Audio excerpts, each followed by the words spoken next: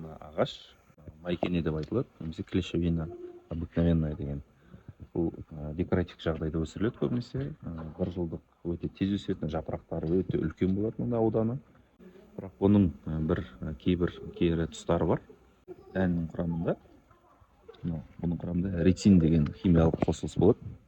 Бұл рицин деген енді химияны білетіндер жақсы түсінеді. Бұл улы зат. Бұған қатысты бір қызық оқиға бар. Триумф семян деген кітап бар. Атақты тұқымдарға қатысты жазылған өте пайдалы кітап. Оның ішінде осыған байланысты бір мысал келтіреді. 1978 жылы болгариялық диссидент, өзі жазушы, журналист, коммунистік партияға қарсы шығып, ол кісі кейін Ұлыбританияға қоныс аударады. Ұлыбритания, яғни Лондонда ол кісіге қарсы не жасалынады? Покушение, яғни оның өміріне. Сол кезде оған осының құрамынан алынған рицинді қолшатырға салып өтіп барады, тиіп кеткен сияқты, соны атып кеткен ішіндегі қолшатырдың ұшындағы нәрсе. Яғни қолшатыр қару сияқтысымен мен ататын болған үшін. Сол денесіне кіріп анау 4 күн ішінде қайтыс болған. Яғни қайтыс болардың алдында осы жағдайды айтып өткен, кейін оның денесін зерттеген кезде рицин шыққан.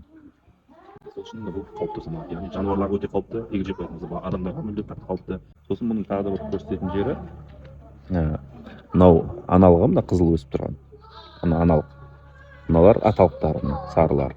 Егер осы ұшса, мынау тозаңы, пыльцасы, осымен тыныс алып қойсаңыз да аллергиялық әсері өте көп. Сол үшін мұны декоративтік жағы, өсіру жағы өте қызық, бірақ басқа жағы да өте қауіпті.